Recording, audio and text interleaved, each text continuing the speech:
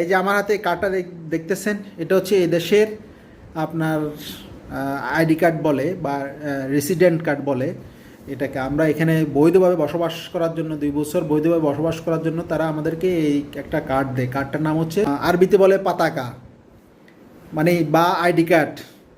কিন্তু আমাদের দেশের ভাইরা এই কার্ডটাকে বানায় ফেলছে লেবার কার্ড, কিন্তু লেবার কার্ড এখানে কোথাও লেবার কার্ড লেখা নাই।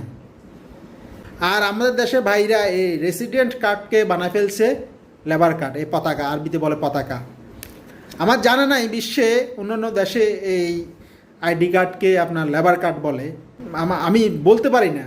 তবে কিছু কিছু দেশে পতাকা বলে, কিছু কিছু দেশে আপনার আকামা বলে, কিছু দেশে আইডি বলে, আইডি কার্ড বলে, বিভিন্ন রকম। এ হলো অবস্থা। তো আমাদের দেশের ভাইরাই এই কার্ডকে বানায় ফেলছে লেবার কার্ড, যেটা অন্য কোথাও দেশে নাই। মাঝে মাঝে এই দেশের ওমানিরা হাসে, এইসব দেখে হাসে। আপনি যদি কোথাও যান, ধরেন কোথাও মানে আপনি গেলেন অফিস আদালতে, তো জিজ্ঞেস করলো তোমার আইডি কার্ড দে বা রেসিডেন্ট কার্ড দে, তখন আমার ভাইরা, ম্যাক্সিমাম ভাইরা বুঝে না, ম্যাক্সিমাম ভাই বুঝে না।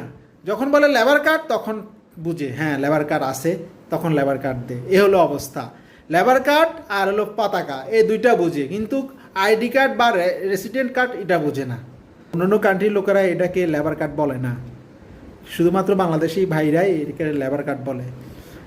একদিন এক ওমানি বলতেছে, কে দেখ এই তোদের দেশের লোকজন, আমরা আমাদের দেশে এখানে তোদেরকে আইডি কার্ড দে বা রেসিডেন্ট কার্ড দে বৈধভাবে বসবাস করার জন্য, কিন্তু তোদের দেশের লোকজন এটাকে বানা ফেলছে লেবার কার্ড।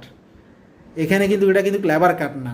লেবার কার্ড হলো আলাদা একটা কার্ড, যেখানে লেবারি করবে, কাজ করবে বৈধভাবে, ওই কোম্পানি কাজ করার জন্য একটা লেবার কার্ড দেয়, মানে ওই যে কোম্পানি কাজ করার জন্য ওই কার্ডটাকে লেবার কার্ড বলে। কিন্তু রেসিডেন্ট কার্ডকে তোরা লেবার কার্ড বানায় ফেলছিস।